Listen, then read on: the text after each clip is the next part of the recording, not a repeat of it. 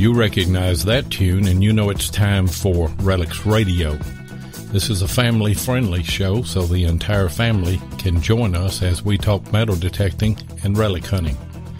You can call into the show at 270-495-0315 or join in the chat and post any comments or questions you might have, and we'll get to as many of them as we can. You're listening to Relics Radio of Southern Kentucky and Middle Tennessee.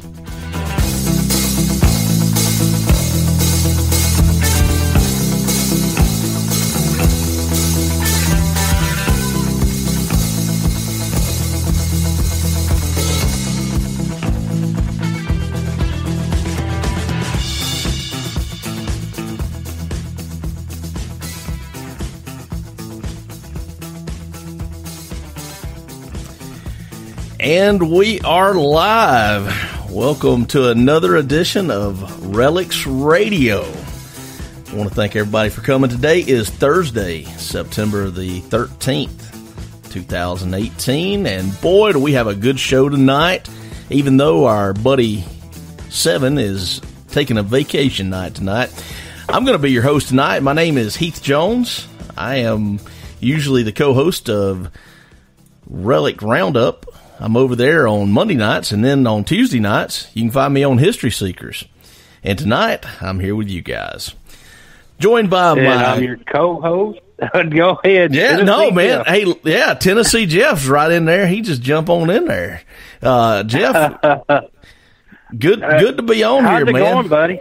It's yeah, cool. I'm glad to have you. So, it's cool, you and Seven's got all the Skype stuff hooked up. Of course, I can't get to the show through the way y'all do. So, but I'm glad to have you on. And is Seven on another vacation or what?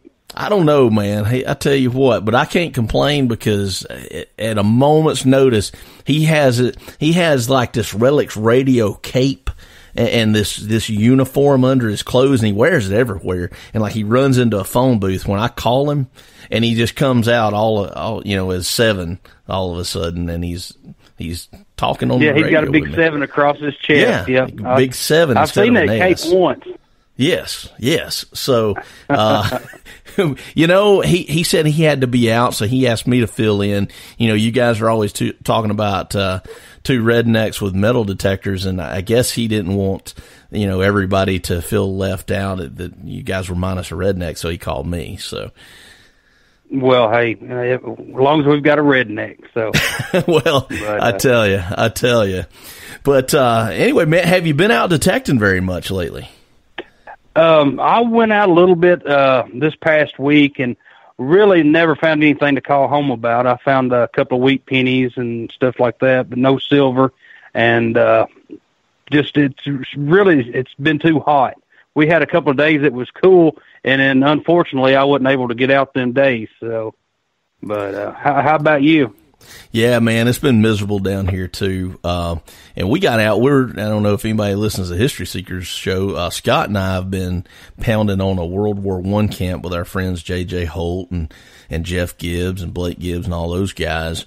And we've, normally we don't hunt that stuff. Normally we're chasing Civil War stuff like you guys, but man, we've been kind of on a kick. We're hoping to find Scott as barber out there. So far it hasn't turned up, but we've got a lot of cool buttons so far. Well, that should be a good place to find his barber. I hope he does. So, I was telling you earlier that where my house is built, it's built right on top of a World War II camp. Of course, they had a lot of maneuvers here in Middle Tennessee, and you can go out in the yard, you find buttons and the old blank rounds from World War II. So, but I kind of leave them for a rainy day. So, but I'll have you and a couple other guys to come up and maybe we can just dig the yard up. So Well, I tell you, we'll do that now. I tell you, be careful what you ask for. Is it like it rained mercury dimes in your yard? Well, right now I've only found about 5. So, but yeah, it's several mercury dimes and war nickels and stuff like that. So, and actually, there was an older house that set probably 100 yards from my house. It was on the 1878 map. And I have found a few flat buttons in my backyard, so, and some Civil War bullets and buttons and stuff. So, I mean, I am very blessed where I live, because, I mean, I had a Civil War garrison camp right across the road from me. But yeah, you guys need to come up sometime, and then we'll hit it, see what we can do. So, absolutely. But we've got a great guest tonight, don't we? We sure do. Talking about finding silver, Minelab just put out their latest update for that killer machine, the Equinox, that I know you guys are using, and Scott and I both are using. And she's going to be here to talk a little bit about it tonight. We've got Debbie from Minelab joining us to talk about the update and some other stuff, Equinox related and just Minelab related. Debbie, welcome to the show. Thank you, guys. I'm glad to be here. Yeah. So it's been a little while since we talked to you. Anything new going on with Minelab yet that you want to tell us about? Well, of course, we had the updates for the Equinox for the 600 and 800. So that's been going really well. I've been hearing a lot of positive back from customers on it. And then you never know what could be around the corner. Oh yeah, Debbie likes to keep us guessing. She's tight-lipped when it comes to that other information. I always try to drag out of her every time I get her on the show. But I tell you what, Scott and I have both got the update. Very stable, very stable. Of course, I never had a problem with it before, but it's even more stable than it was. Talk to us a little bit about that, if you can. Well, so there were 3 main targets that we kind of went after. We wanted to improve the IDs for silver coins on Edge, make it a little bit more stable, as you talked. Then we also tried to improve the depth gauge as much as possible.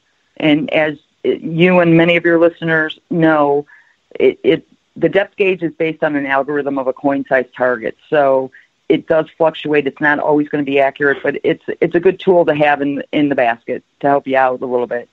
And then we did some general interface updates and an update for the user profile on the 800. Okay, and it even fixed some of the people. It was very rare, but I only had one customer. We sold, I don't know, a few hundred of machines. I had one customer that had an issue with saving his profiles, and he reported back to me. I didn't even know that was in there. He reported back that actually fixed it, or at least it fixed it for him. And a lot of people didn't even. You had to go through a certain cadence of buttons to actually have it happen. And what was happening is that someone would save their settings in the user profile, and if they shut off the machine while it was still in that setting, their settings were not saved. But it had to be you had to go that route in order for it to happen. So that's why I don't think a lot of people even noticed it at all. Yeah. Jeff, you guys did a great video out there. What all were y'all seeing from your video for the people that haven't watched it? Well, actually, it was the comparison with the Deus and the AT Pro and the Nox. And, of course, luckily, I was the first one to get the Nox. And then, of course, I was going through, and I got this signal. No, I mean, it was the VDI was fluctuating a little bit, but it was a solid tone. I mean, it was a digger. It repeated. So, and then we went through with the Deus, and then, of course, the guy that we had using the Deus, he'd used it for several years, and he had to switch modes before he could pick it up, and the AT Pro couldn't even pick it up at all. So we dug it, and then it ended up being a little bitty piece of brass. But as what we've seen, the Nox has done a real good job. And then as of right now, I haven't updated my Nox yet. And I went out today in the test garden, and I'm doing good with the silver on edge and all that. I mean, I haven't had any problems out of mine. So I'll update it and see if it runs more stable and everything like that. So, but as right now, I love it. Debbie, I wasn't convinced that it affected every machine. Is that kind of the general consensus? Because or maybe it was just me. Maybe I didn't notice it, but mine seemed very stable even before the update, and even more so now. It's funny that you say that, because I've seen it, both ways. I've talked to a lot of end users who were having issues with Silver and then others were telling me they were having no problems. As you know, with something new coming out, electronic, there's going to be little things that, we can tweak and make better. And for the amount of people that I've heard that have issues in that, you have to keep in mind how many we have sold since we released them in February, and it's astronomical. Yeah, I've been very impressed, and I deal with a lot of since we sell them also, that if something goes wrong, I'm getting a call. So we haven't really hardly had anybody call back and have an issue with them. Of course, it's always possible, but we've had a few, and then Minelab was quick to get it taken care of. So. I know a guy, when he first got his Knox, the coil was bad on it, and then Minelab was right that next day, shipped him one right then, and then he had it the next morning. So customer service, you couldn't beat that. Oh, absolutely. And we actually dropped Debbie. She got dropped from the call. We're trying to get her added back in, guys. So just bear with us as we get that taken care of. So, yeah, it seems like everybody's going through a storm right now. She said that there was a storm headed her way, and you've got one headed your way. Yes, absolutely. She said that she lost power in the hotel, so we're trying to get her added back on, and there's a storm bearing down on us, and your internet's out. It is. Maybe we're getting the precursor to the hurricane. I don't know. I know so. We may be. Well, there's a certain TV network doing some work down the road here, and of course, my neighbors has been out, and of course, there's been several others been out, but I'm not going to mention the TV server's name. So, I believe that's yeah. I think we got Debbie back online. No, that's okay. Yeah. It's storming everywhere. It is. So what I was saying was, we get a lot of the customer calls since we sell them, and we've had very few people calling with issues. And what few that we have had, we've sent back to Minelab, and the turnaround has been phenomenal. I will say that. We've really been trying to work hard on that, because I know how long people waited to get their Equinox. And we want to make sure that if they were having a problem, that we turned it around as quickly as possible and got it back in their hands. Yeah. That was really important to us. I was glad to see that you guys incorporated the computer update too, though. Whenever this update was finally announced to the dealers, it was really nice to know. A lot of companies still don't do that. They still, if they have an issue, a firmware issue or whatever, there's a lot of companies having to send it in. So big kudos to Minelab. And as far as the update, it's been pretty flawless too. I ran it on both my machines. Literally in 10 minutes, I had both machines updated. So very, very simple to use as well. And what is it, like 6 steps? Yeah, I think just about that. I was going to say, wasn't it nice and easy through the USB, through the charging cable? You didn't have to have anything else up, just plug it in and go. Oh, yeah. Yeah, if you've got Windows 10, I've got Windows 10, and it was absolutely flawless. Absolutely flawless. It tells you what version you're on. If you want to update, you tell it update, and it's off to the races and good to go.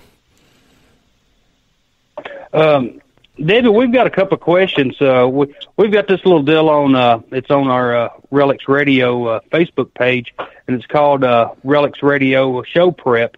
And Ken Guthrie, he's got a question for you, and it says, is it possible to update the Equinox to a traditional 100-point VDI scale, or at least make it an option? to update for the ones that like it? No, there is no way. The range is going to be, we're going to keep the -9 to the 40, and there's no way to increase that through a firmware or any upgrade. Okay. Yeah, and and that's one thing.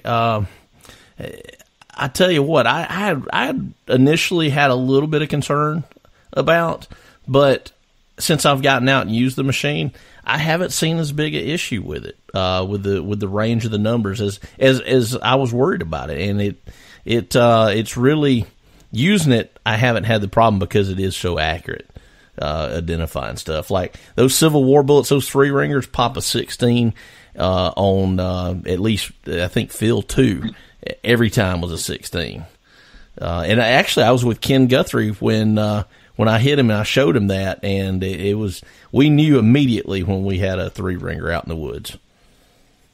That's funny. I've dug 3-ringers with mine so far, and all 3 of them, it doesn't matter if they were 6, 7, 8 inches deep, a solid 17 all the way around. So yeah, and it depends on the soil a little bit.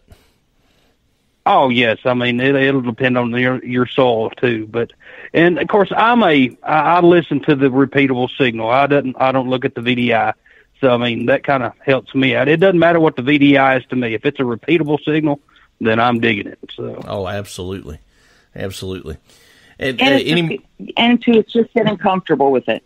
A lot of people were worried about it, and now, as you said, as you get used to it and learn the machine, it really. When you've got something to dig. Oh, yeah. Yeah, absolutely. Hey, guys, let's open up the call-in. We're going to keep going through the show prep questions, but we're going to open up the call-in lines. I know there's probably a lot of people with questions. The call-in number, if you don't know it, it's 270-495-0315. Again, that's 270-495-0315. Call in and talk to Debbie, or if you have a question for me or Jeff too, we'll be glad to answer it for you. And so, have you got any more questions? We don't know it. We'll find somebody. That's right. That's right. We'll find somebody that knows it. We also have one. I hope I say his name right. It's Babu Mandava. It said, "What updates have been made to the user control interface and the user profile mentioned in the update release summary?" Yeah, that is what we did, where some customers were experiencing losing their user profile settings, and that was part of the upgrade, was to fix that issue. And that goes back to kind of the problem with people not being able to save their settings, right? That's what you're essentially saying. Correct. With that. Okay. Yes, correct. Okay. All right. So that should answer his question. But it looks like we need to pay some bills, and then we'll be right back. All right, we'll be right back, guys.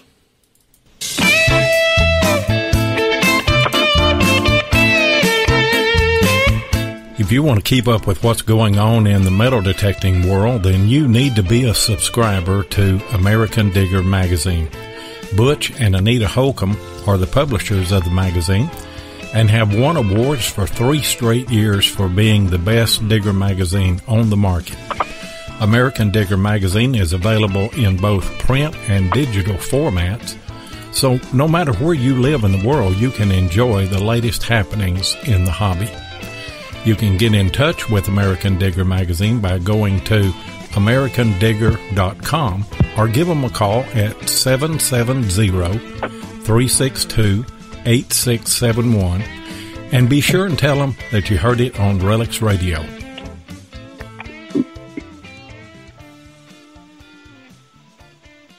So, Debbie, like on the Minelab, now the Equinox, I have seen a problem like when you dig it's a repeatable signal, but once you dig it, you kind of lose it. Have you had anybody to have that problem?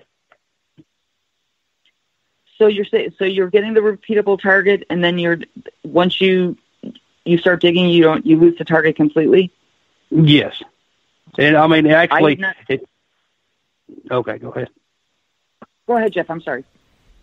Well, actually, it doesn't fall back in the hole like I know on a lot of detectors. You dig a target and then it roll back into the hole. It's not doing it. It'll just kind of like it'll be close to the surface, but you kind of just lose it once it breaks that halo. Have you heard anybody say anything about that? You know, I haven't heard a lot of it in the Relic. I was just in Alaska and we were using it up there for nuggets. And I did find that would happen if it was a very, very small target. So that when we dug out the hole, we actually put more dirt on top of the target than was originally there, and we would go through methodically and spread it out a little bit, and we ended up finding it. So that's the only thing I can think of there. Otherwise, that has not been a common issue that I've heard at all.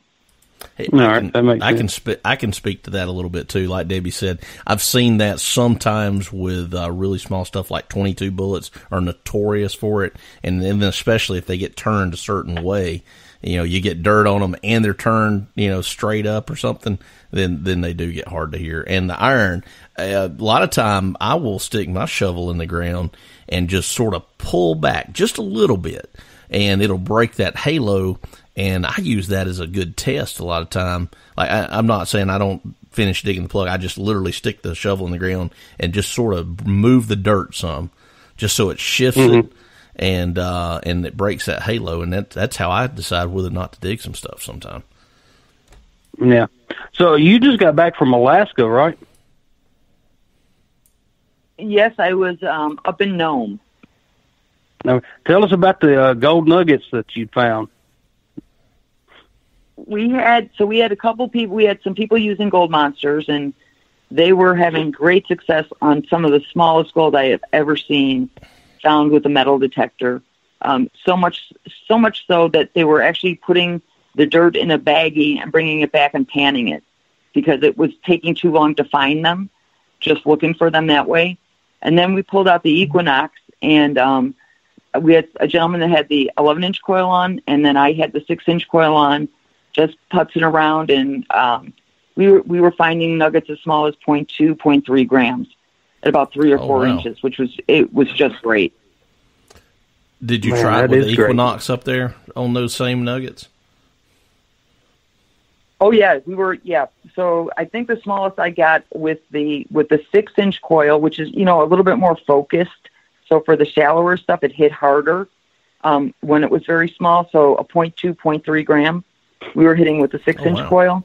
The largest nugget that was found while I was there for a week and a half. The largest nugget that was found was with an Equinox and the 11-inch coil, and it was just under an ounce. Oh, wow. That's a pretty good nugget. Now, how deep was that nugget? Was you there? That was about 8 inches. About 8 inches. Hey, that's a good find right there. And they paid for their detector just like that. Oh yeah, well, sure actually, did. But he was using my loaner, and he bought one right after that. I guess so. He had the extra cash for it. I think a user's fee would have been thrown in that, or a training fee. I mean, come on now, right? Yeah. That's awesome. So, did you? But it was exciting to see. Did you get a bunch of nuggets up there? I didn't.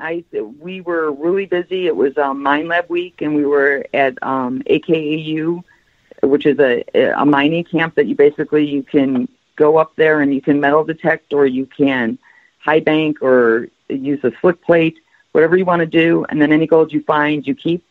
And it was nonstop busy. People coming up that either worked on the dredges or fishermen that live in Nome, plus all the guests that were staying there.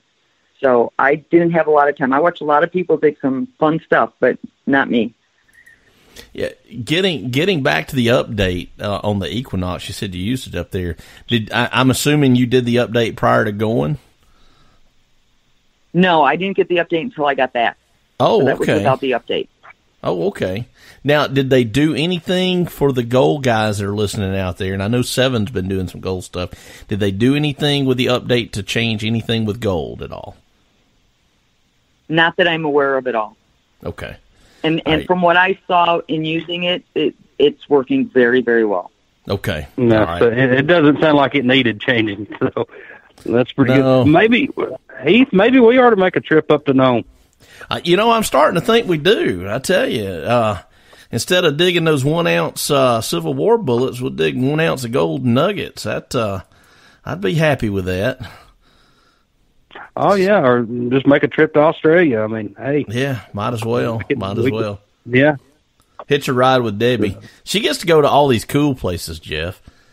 I know. That's what I was thinking. I talked to her at the Civil War show in Chattanooga, and then of course she was like, of course I invited her to come down and everything. She's like, man, that's why I love my job. And at first I was thinking, you go all these places, and then here you want to come to Middle Tennessee and hunt? Well, I want to go here. I want to go there, but I was impressed at everything she'd found, where she'd been. So, and then you had the privilege hunting with her up in the Northeast. Where were you at? You filmed the large scent?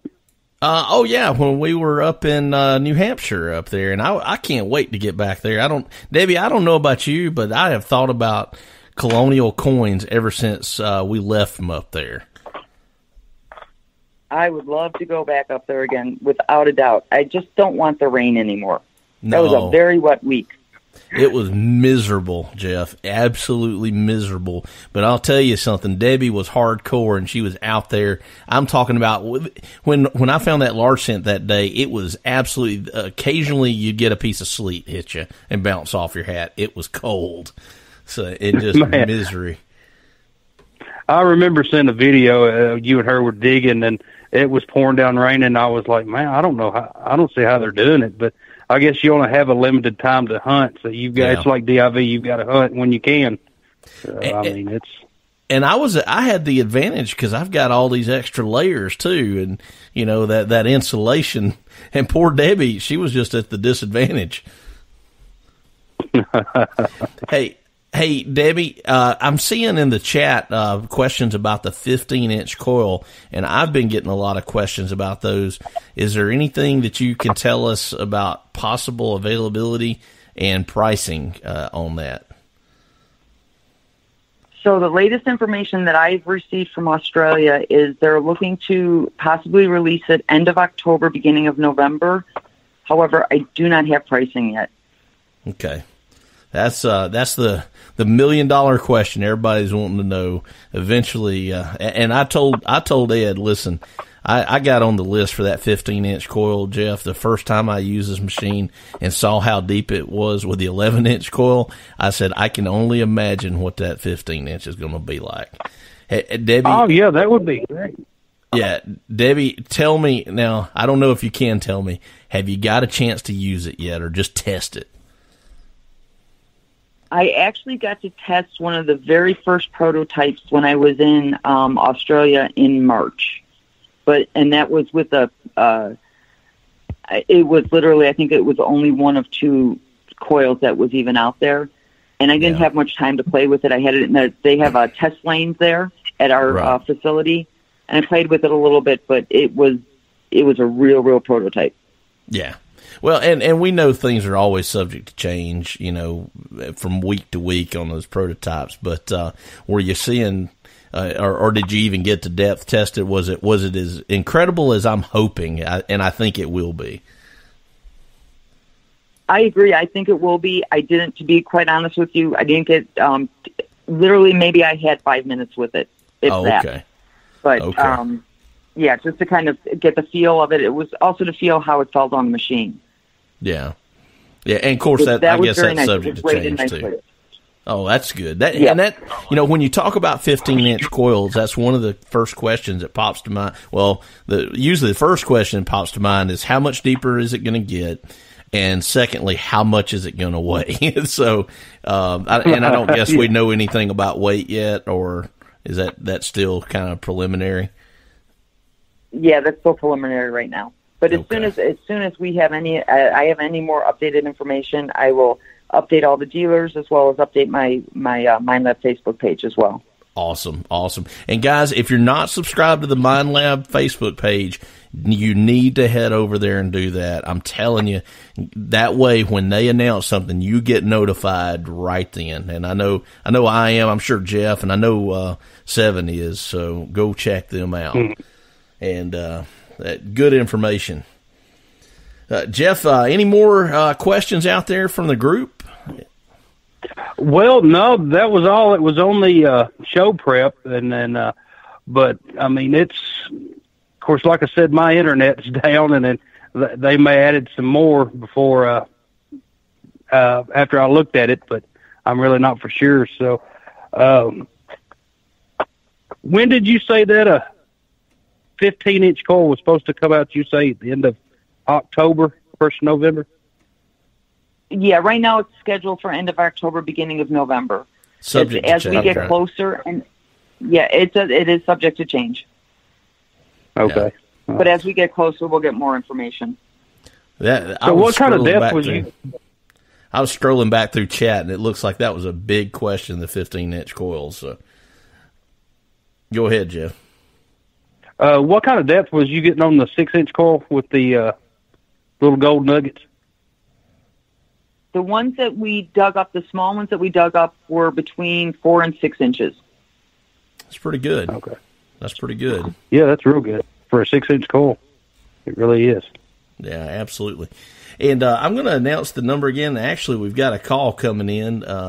Listener Denny Morrison's calling in. Let's grab Denny and get him on the line. I'm sure Denny's always got good questions. Denny Morrison, Ring Finder. Go ahead. You're live. Hi, Heath. Hi, Debbie. Hi, Jeff. How y'all doing? Hello, Denny. Good. Hey, Denny. Hey, Deb, if you're coming to DIV, bring one of them big coils with you. I'll try her out. Well, thank you. If I can get one, I will definitely bring it. Who are you going to be hunting with? Van Boone? Or all of our dealers up there? Everybody that's up there. There you go. I'll be there. I was going to tell you, Heath, if you want something deep, I mean, you got a GPX. What else do you need? You can't go any deeper than that.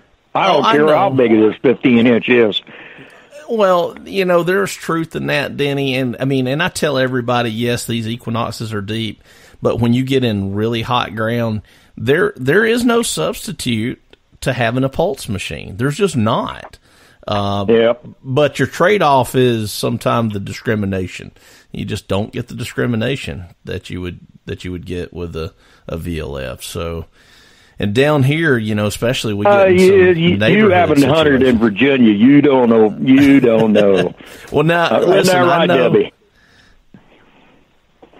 Denny's the GPX whisperer, because I've hunted with Denny before. And I'm digging every nail that there possibly is, and he's coming up with a wedding ring and a buckle, and it's wonderful. It's fun to hunt with them. Denny is one of the few people I know that actually use that thing about as well as he does a VLF. So, but not all of us have that mastery of that machine, Denny. Well, it just takes a lot of time. I mean, I hate to say this, Debbie. I've got my Equinox, and I just heard my neighbor in back of my house today taking beans off. Guess where I'll be next week? In his field, because I'm a relic hunter. I'm not a door knocker. So, and I'll be getting my Equinox out, and I'm heading for the fields. Yeah, I can't wait for the beans to get off here. That's what we're waiting on. Yep, beans and corn. I don't like the corn as well, but I will work it. I try to talk the farmer into chopping the corn. Man, you guys ought to chop that corn. It really looks bad. It looks like it's dying or something. You need to go ahead and chop it. Chop that down, buddy. Well, hey, Denny, we got more calls rolling in. Did you have any more Equinox questions before you head out? No, I haven't even used mine, so I can't tell you. I can't even ask her a question. But if I want to know, first of all, Deb, is the new 15-inch coil, is it an open coil, or is it a solid coil like the GPX?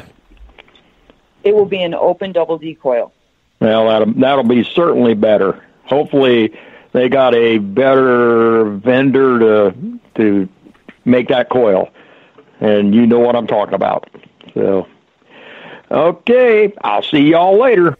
Thanks, Denny. Thanks for the call, Denny. Yep, bye now. Hey, Jeff, we've got another caller online. Looks like we got Jeff Miller online. Go ahead, Jeff. You're live. Howdy, guys. I don't usually catch the show live, but I was catching tonight because I was going to ask Debbie a question. I talked to the other Jeff about this on chat last night. Reading the manual, it says to run it in 0 ground balance, unless you're in a highly mineralized area, like a beach or whatnot. I live in southern Illinois. It's not hot ground. What's your experience with running in 0? Because I followed the book, and I just go in 0, and I do fine with it. But I was wondering about other guys, because I hear, like, Loyal talk about ground balancing, and I know he lives just south of me. And I'm like, should he be ground balancing? Because the book says 0 unless you're highly mineralized. Can you elaborate on that ground balance feature? Should you leave it in 0? Should you leave it in track? What? I have left, based on what I was told specifically by the engineers, and that's the same thing that you're reading in the manual. If you're not experiencing any kind of issues, leave it in 0. You don't have to put tracking on or anything. Now, when I was in Alaska, all but for one claim that we were on, I left it at 0 and had no issues with it whatsoever. It's okay. Not even, I don't even think about it when I run the unit. Right. And I'll check mine every once in a while and make sure I didn't hit the tracking button, make sure it's still on 0, because that's what the book says to do, just kind of wanting to get your opinion. I appreciate it, and I'll keep on listening to you guys. I always listen to you guys the day after while I'm at work, but I caught you guys tonight, so it was good talking to you guys. Yeah, we appreciate it, Jeff. I remember we was texting on Facebook last night, and then of course I was trying to get with Lloyd today and talk to him about that, but like he's out of town on vacation, so but today actually in my little test garden I went to ground balance at 0, and then I done it manually, and I done it 2 different ways, 0 and done it manually, and I could tell a difference in between the 2. And then of course my ground out here is pretty neutral, so, and it done real well at 0. See, I've never really run it at 0. I've always done it manually. And right. And that's what I thought when I first got it was, ground balance. That's what you're supposed to do, until somebody pointed out in the book, well, no, it says keep it at 0. Yeah. And I guess, like Debbie said, it depends on your ground and everything like that. So, but down here, I'm just going to I'm going to go out for a few hours and run it at 0 and then see how that works. And then, you just going to have to play with it and find the best setting for your area. So I can tell you in Alabama with the red clay, I just about have to use tracking, and it changes from place to place with me. So it's an issue if I don't use tracking. Right. And I've never run mine in the track. Yeah, it made mine really stable. Of course, mine wasn't bad to begin with the red clay, but I could tell the difference with the tracking. Yeah. But thanks for calling in, man. Yeah, thanks, Jeff. Yeah, thanks for catching live. Take care. Good stuff, Debbie. Have you noticed the difference in tracking and stuff, and the red clay and that sort of thing? Or have you really got a chance to test that very much? I know you've only got a chance to hunt in the red clay probably once or twice here recently. Yeah, from the when the machine came out, actually I haven't done anything with the production model. I did have it out at the last DIV and played around with it a little bit there, and in that kind of soil, then we were ground balancing it and leaving the tracking on for it. Have not done it with the production, but I'm definitely bringing it with me for the next DIV in November, and we'll give it a run there as well. Be interested to see how that works out. One thing, not talking about this machine, but from other machines, and I haven't seen that with this machine. I don't know how they do it. With other machines, if I use tracking and I got into iron, it would artificially elevate my my ground balance some, and I haven't seen that really as an issue with this machine. I'm not sure how you guys, what kind of voodoo magic you guys have in there, but it's working. I like it, so keep it up. Hey guys, we've got our call-in line still open. If anybody wants to call in, we still got a few minutes. We're about to head to break. 270-495-0315. If you want to call in, love to talk to you again. That's 270-495-0315. Got Debbie from Minelab, if you're just joining us, talking about the updates and everything Equinox or anything Minelab you want to talk about. Give us a call. Love to talk to you, and I'm sure she would love to answer your questions. So we will be right back after a word from these sponsors. If your passion is metal detecting, then you know how much your success is based on the equipment you use. Let my buddy Tim Henderson of Murray Branch Outdoors in Murfreesboro, Tennessee, help you with that. Tim is an authorized dealer of Garrett, XP Deus, Tesoro, and Macro detectors and supplies, and he is now an authorized dealer for Minelab. So, if you're looking to get your hands on the new Equinox 600 or 800, then Tim is your guy. Murray Branch Outdoors is not only competitive in their prices, but the service after the sale is second to none. Tim not only sells detectors, he uses them, and so he can answer any questions you might have. Murray Branch Outdoors also deals in used detectors, and he'll take your old detector in on trade when you decide to upgrade. So give Tim of Murray Branch Outdoors a call at 615-948-4611, and be sure and tell him Relics Radio sent you. And I can tell you... So, Debbie... Hey, I'm sorry, Jeff. I was just going to plug Tim a little bit, too. I know he's a competitor of ours, but Tim is a great guy and actually a good friend of us at Treasure Mountain, too. So Tim will treat you right as well. Go ahead. Yeah, Tim is a great guy. But, Debbie, I was wanting to know, what is the deepest target you've dug with the Equinox so far? Of course, you run the 800, don't you?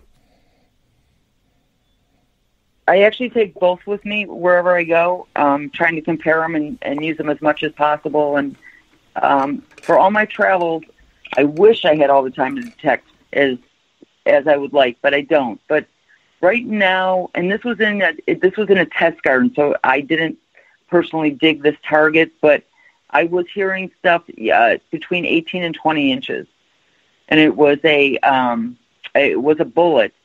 A rifle bullet that was planted, and just kind of testing it that way. And we have had people call saying, that they think there's something wrong with their machine. They're not getting a lot of depth, and after questioning them a little bit, there's a lot of people that are not using a threshold, and this could be their first machine, so they're not aware of what it helps you do. But if anybody's listening and wants to find deeper targets with the Equinox, make sure you're running a threshold. Yeah, and that's one problem. Of course, like I said, my deep machine is my GPX, but I mainly use the Nox for old home sites. And then, of course, 3 or 4 inches, 5 inches, and especially with all the iron, square nails and stuff, I'm not going to get much depth with there.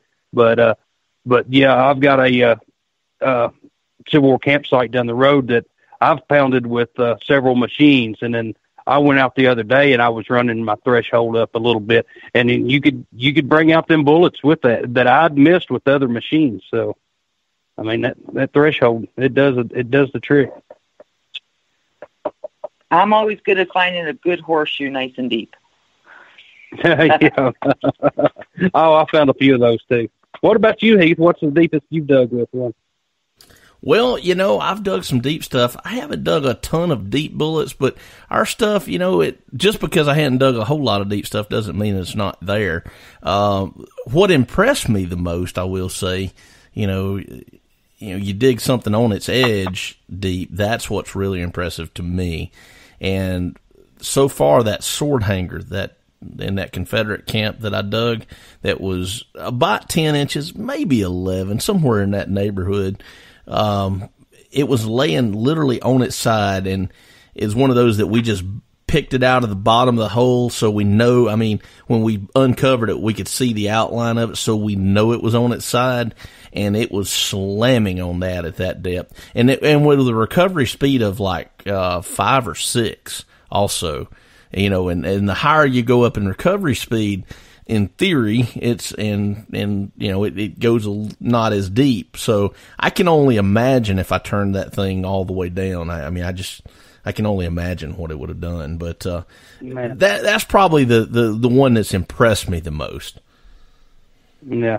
And I did do a little test when I first got the 600.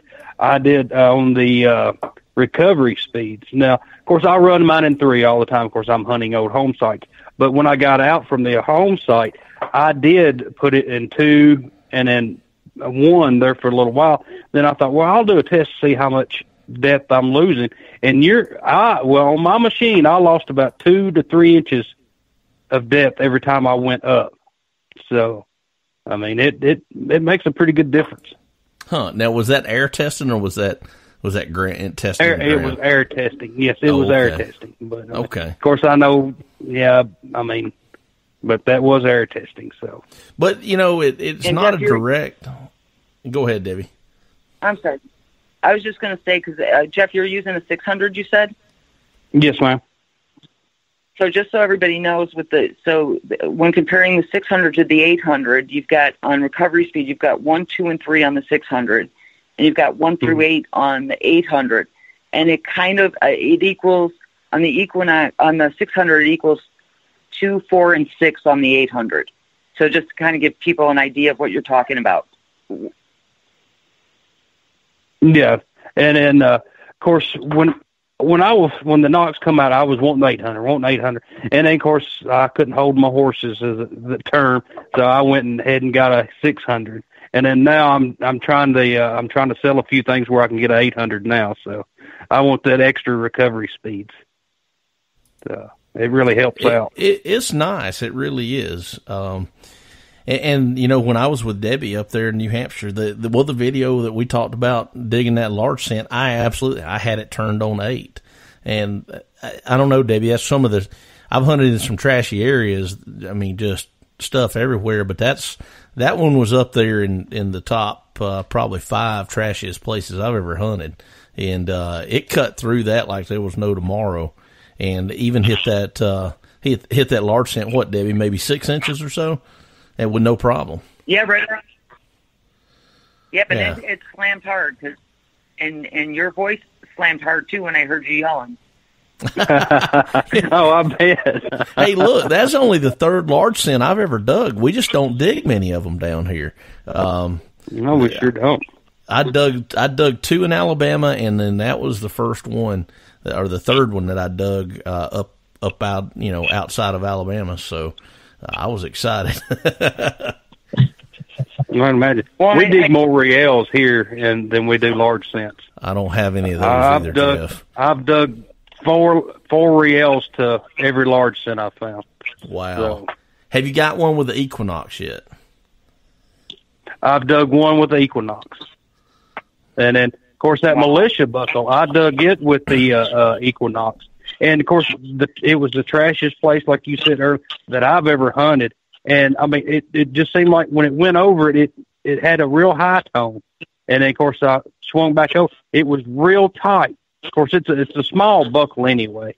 I mean, it's about the half size of your hand. It's a real small militia buckle. But it was a real tight, high tone. And then in between all that iron. Right. Yeah, it makes a difference, man. It sounds like Debbie and I have got to come up there and hunt with you now. Well, you guys are welcome. I'm getting some feedback. I don't know if it's I don't know if somebody hit play or something listening to the show while they're on. I'm getting a little bit of feedback. I don't know if you guys are getting that or not. Yeah, I heard that a little bit. So. Yeah, I heard it just then too. It's crazy. Probably the weather. But probably the weather. We've got one more commercial we need to run real quick, but actually I don't have the commercial. I thought I had them all from 7, but I don't. So I'm gonna ad-lib it really quick. Want to mention Detectees, Mark and Ken Guthrie. If you guys want some of the best T-shirts out there, bar none, check those guys out, and they're good folks. They've got the Relics Radio shirt, and they also have History Seekers and Relic Roundup, so you can get one one or all of your favorite shows there, check those out at www.detecttees.com. And make sure you tell them that you heard from us here. Yep. So I couldn't do it. I couldn't do it justice. So, but anyway, check Mark and Ken out. They're great guys, and tell them that you heard about it here on Relics Radio. While I was standing in for 7, no less. Yeah. So I'm surprised he hadn't called in. I figured he would call in sometime, but he sent me a message says he's going to have to listen to it on archive. So I don't know what he's got going. He may be doing a kids thing with his grandkids or something tonight. So yeah, he may be. So I don't. I mean, I didn't know he was going to be gone until about a week before this show, and then I thought, well, and then so. And I thought, he's sneaking off and going relic hunting somewhere and not telling me about it. It's what I was thinking. And then, oh, man, of course, I was like, tough. well, I'll see the video. So, hey, Debbie, you're down there on the coast or in Florida. Are you going to get to hunt anything over on the Treasure Coast while you're down there? Unfortunately, not this trip. Oh, no. Probably next. I'm working on it. But I don't know if you have seen Heath. I was in Monroe, Michigan, a few weeks ago, maybe 6 weeks ago, and I had helped someone. Andy Sabich was down there, and he and I went to help somebody find a ring that they had lost a year ago, and we found that and asked them if we can come back and just detect a little bit during lunch hour. So went back there the next day and. They had the original sidewalk out. It was a halfway house that had been up since the Depression. And 6 inches off the sidewalk, I got a 31 no matter which way I swung that machine, and pulled out my very first. It was a 1928 Walking Half Liberty. So that was pretty cool. Oh, congrats. I don't have one of those yet either. I don't either. I'm after one. I asked Lloyd the other day. Of course, he's supposed to put Scott on that barber. And then I was like, Lloyd, can you put me on a walk-in? He said, hunt old 1950s home sites. That's all he said, just hunt 1950s home sites. I was hoping he would take me and Scott to that fairgrounds he found all them barbers at. So. Well, listen, you need to listen to his advice, because the very first weekend that Scott Duncan and I had the Equinoxes, or Scott had his Equinox, his very first good find was a Standing Liberty. So, and we were following Lloyd's advice and digging a 1950s era home too. So, something we rarely ever do. So, there is validity to that. Hey, we've got another. See, it's hard. Okay. I know. We've got another caller online. I don't have this one stored in. Last 4766. Go ahead, caller. Tell us who you are and where you're calling from. Hey, this is Shane Cothran from Franklin, Tennessee. Well, hey, Shane, how you doing, buddy? Just fine. Pretty good. Pretty good. I had a quick question. Y'all may have done talked about it, but I do a lot of Civil War relic hunting, and I find myself going back and forth on the programs from like Part 2 and Field 2, and I just wanted to know what y'all thought was best for the relics. I like Field on the 2. Equinox. I got the 600. I like Field 2 most of the time personally. I will say this. You might not care about digging iron if you get into a ton of nails that are, those bent nails that faults on every machine out there, and you get tired of digging them. If you'll either turn up that iron bias a couple points, 1 to 2 points, or switch to Park 1, and it's going to knock it out. They'll knock those nails out pretty good. Now, you run the risk of a little bit of masking by doing that. So if you're really focusing on buttons, it could be a little bit more of an issue if you're in just a heavy iron. But for the most part, it won't be a problem. Okay. Yeah, that's all I need to know. But most of the time, I'm hunting Field 2, if that helps you out. Yeah, I normally run it in and I have iron bias on 1 normally. That's what I'll run my iron bias is 1. Yeah. And then, of course, I'm normally hunting in Part 2. And Of course, I'm going to have to try fill too. Of course, I mean, I haven't used the Knox as much as I would like to, but of course, once the weather changes, man, I'm going to be out there pounding it. So you'll find out a little bit more then. Well, no, this is not guys, Civil War. I appreciate it. Yes, sir. Hey, this is not Civil War, but it's World War I, and so I mean the buttons and stuff are similar size. And in this particular site, things are really shallow, but it's loaded with iron. And to the point of a lot of time, it's just you're digging more iron than you want to. And I will actually hunt in Park 1. Is one of the few times I do it is at that site. And I'd run the risk of masking, and I know that. Sometimes if I'm worried too much about it, I'll change my 6-inch coil. And if you don't have that 6-inch coil, I highly recommend it. Yeah, that's my next purchase. So. Yeah, that's a killer for that machine. I'll tell you something. Anybody that has that machine needs to get a 6-inch coil for it. Yeah, you know where they can get one, don't you, Heath? I do. They can call Tim Henderson with Murray Branch, or they can call me. Either one.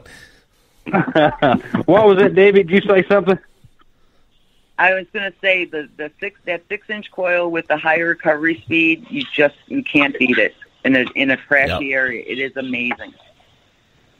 Hey, I tell you what, Debbie, I've got a little more depth out of mine, and I've been digging 7 and 8-inch pennies with that 6-inch coil, but I'm turning the recovery speed down to like 4 and 5 on the 800, and it's still punching pretty deep.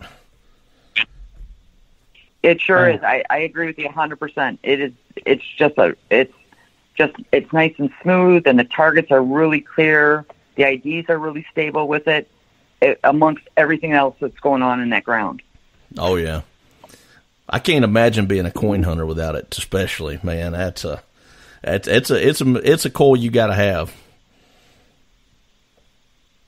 Yeah, I haven't got mine yet, so it sounds like I need to get one. Oh yeah. Oh yeah. Well, thanks for calling in. And we're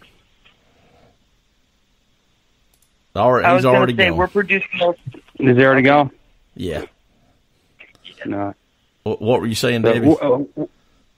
I was going to say that we're getting those 6-inch coils out as quickly as possible, but they are very, very popular right now. So just so everybody knows, we're doing our best to get them out.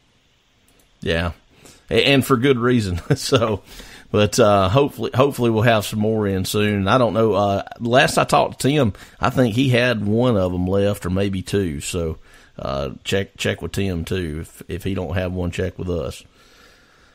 Yeah, he called.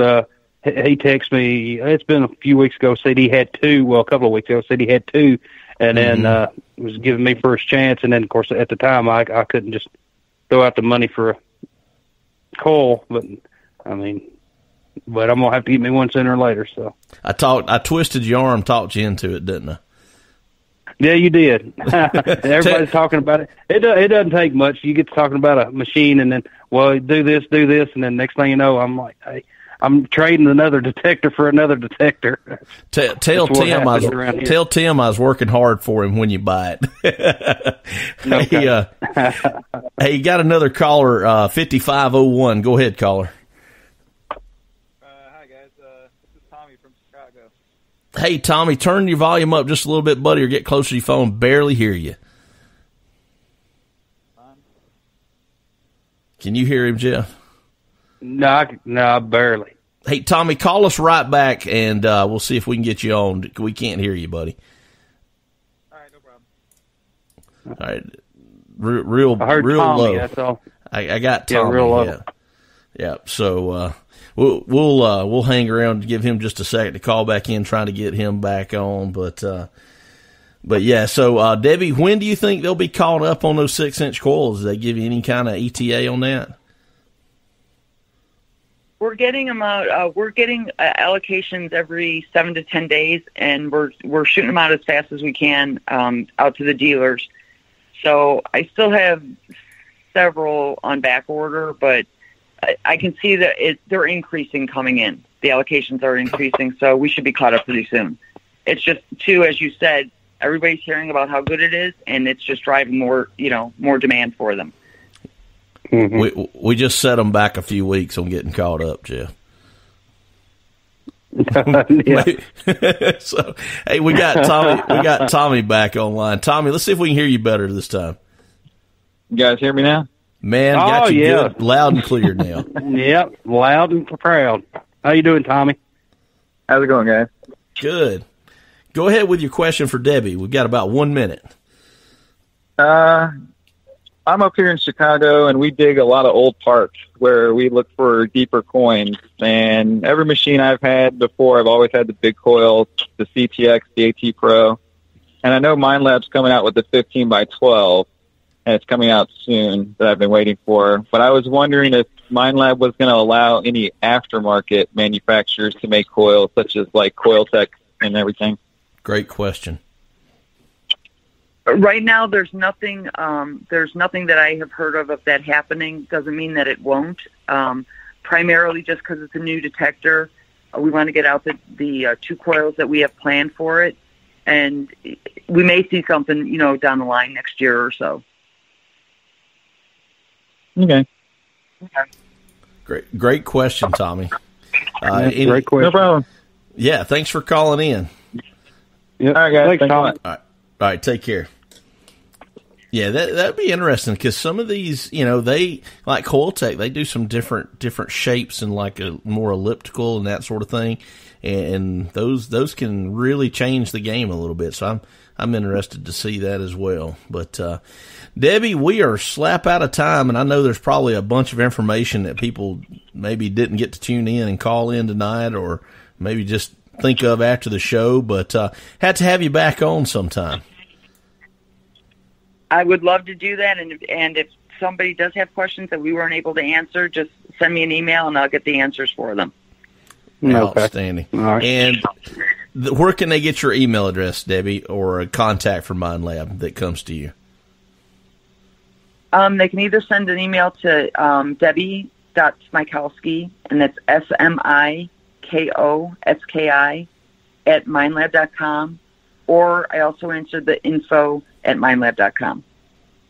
Sounds like a plan. Guys, let Debbie know, and she will do everything she can to help you. I'm telling you, she is one of the best reps we've ever dealt with at Minelab, so we're absolutely tickled to death to have her, and pleased to have her on the show. Debbie, thank you so much for coming on. Thank you, Heath. Thank you, Jeff. Appreciate it. It was our honor. It sure was. And not only the best Minelab rep, but one of the prettiest. So That's right. I had to throw that in there. Yeah. Well, thank you. I really appreciate that. Jeff, you got any closing words before we get out of here? Yeah, we appreciate everybody in the comment section, all their callers, and of course we had a couple of new callers in there tonight, and appreciate you guys, and appreciate you, Heath, filling in for Seven, and thank you again, Debbie, for being our guest, and we'll have to do it again sometime. Anytime, man. I really appreciate you guys having me on. And, guys, go check them out on YouTube. Jeff, tell them about your YouTube channel before we go. If you're not a subscriber, you guys need to be. Yes, it's Digging with Seven and Tennessee Jeff on YouTube. Of course, we mainly put the new videos on Digging with Seven, but I also have a YouTube channel called Tennessee Jeff, and actually I'll have another video or two up pretty soon. So, and then of course, don't forget Relics Radio every Thursday night. Yep, and go check out that Equinox update video they've got on Digging with Seven Tennessee Jeff. You can find it there. Make sure you hit like and subscribe. Thanks for listening, guys. I believe Seven will be back next week, Thursday night. You can catch them again live at 7 p.m. Central Time. And it's 8 p.m. Eastern. Be sure to check them out. And we will see you guys next week.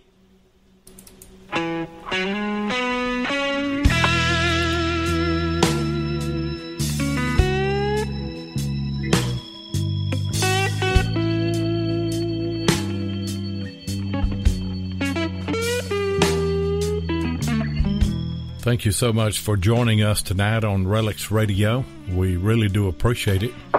Be sure and join us live each Thursday night at 7 o'clock Central Time, 8 o'clock Eastern, here on Spreaker. Or you can catch the archive show at Relics Radio on Spreaker, iHeartRadio, or iTunes. Please take a minute and hit the like button, and be sure and follow us so that you'll get notifications of all of our upcoming broadcasts. You can also find us on YouTube at Digging with Seven or Tennessee Jeff, or you can check us out on our Relics Radio Facebook page. If you'd like to get in touch with us, then send an email to diggingwith7@gmail.com. We'd love to hear from you. We hope you'll join us next Thursday night, and until then, get out there and dig some history.